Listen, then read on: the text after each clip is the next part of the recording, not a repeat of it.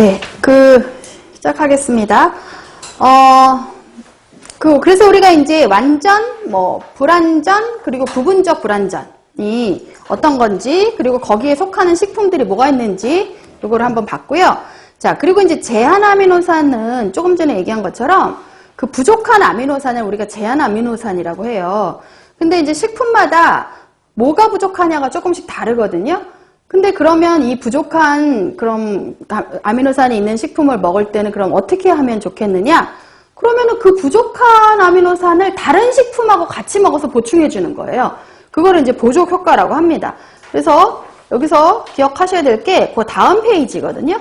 24페이지 보면 각각의 식품에 어떤 게 부족한지, 그리고 그 부족한 거가 충분히 많은 다른 식품은 뭐가 있는지, 즉 뭐랑 같이 먹어야 되는지를 요거를 식품으로 좀 기억을 하셔야 돼요. 그래서 24페이지에 맨 위에 있는 그 예 있죠, 예. 보족 효과의 예예요.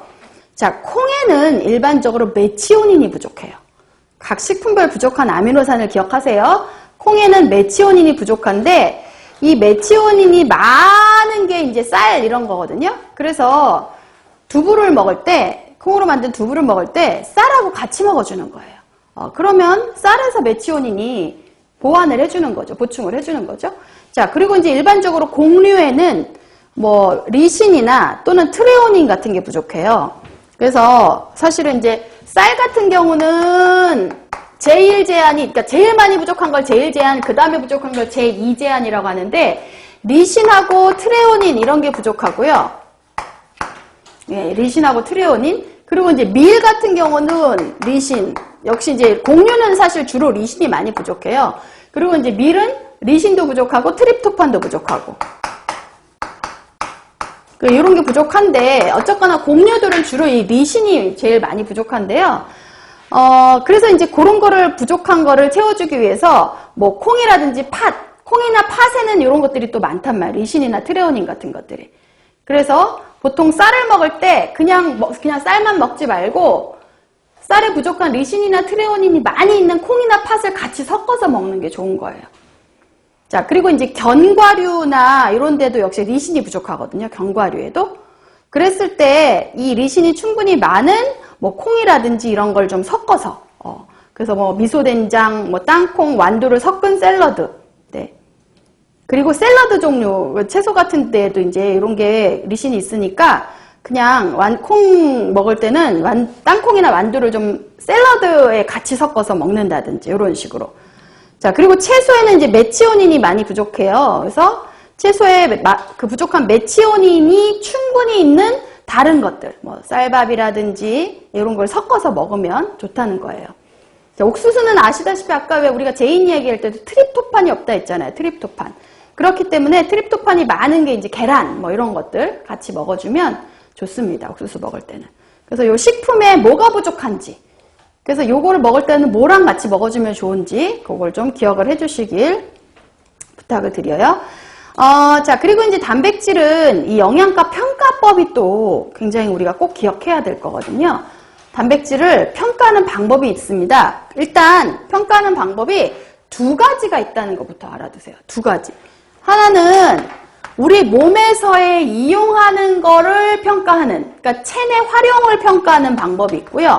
우리 몸 안에서 어떻게 얘가 이용되는지 요거를 갖고 평가하는 방법이 하나가 있고요. 또 하나는 그 단백질을 이루고 있는 여러 가지 성분을 분석해서 평가하는 그 단백질을 이루고 있는 성분을 화학적 분석을 해서 평가하는 방법이 있어요. 그래서 크게 두 가지. 몸에서의 활용도를 평가하느냐, 요게 이제 생물학적 평가 방법이라고 해요, 우리가. 여기 나와 있는 생물학적 평가라고 이름을 붙여주는 거예요, 요게. 즉, 우리 몸에서의 활용도를 평가하는 거니까 생물학적 평가라고 얘기하고요.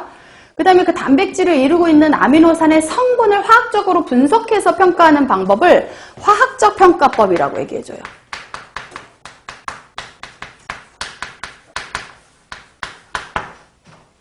그래서 크게 이제 어떤 식으로 분석하느냐에 따라 생물학적이냐 화학적이냐 요거를 일단 구분을 좀 하셔야 되고요.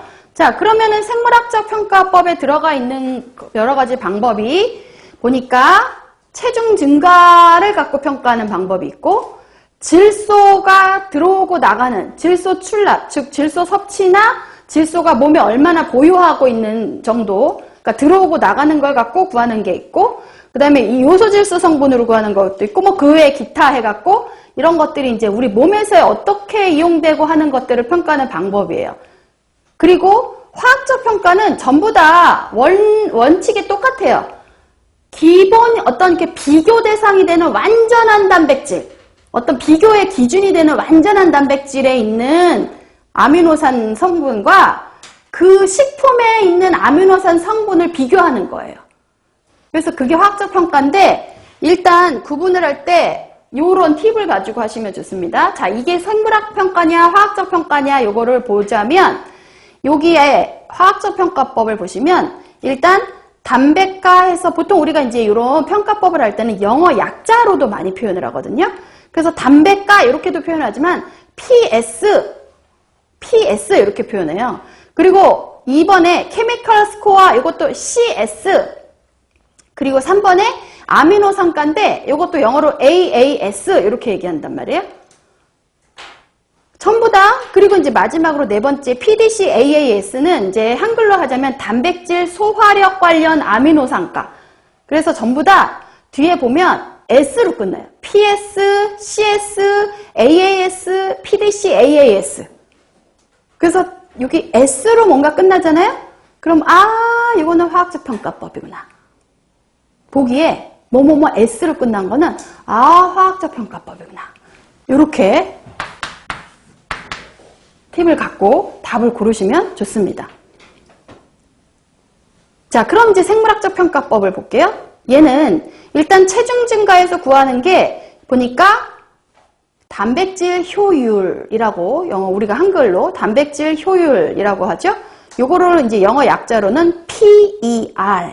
그래서 요 이름을 기억을 해두세요. 체중 증가 갖고 구하는 생물 평가법이 단백질 효율 또는 PER 이라는 방법이 있어요. 자, 요거는 체중 증가량을 섭취 단백질량으로 나누는 거예요. 요게 단백질 효율 PER. 굉장히 편합니다. 간편한 방법이긴 한데 요게 약간의 문제가 있어요. 뭐냐면 여기는 보면 체중의 증가가 순전히 단백질 섭취에 의한 거라고 전제를 하고 구한단 말이에요.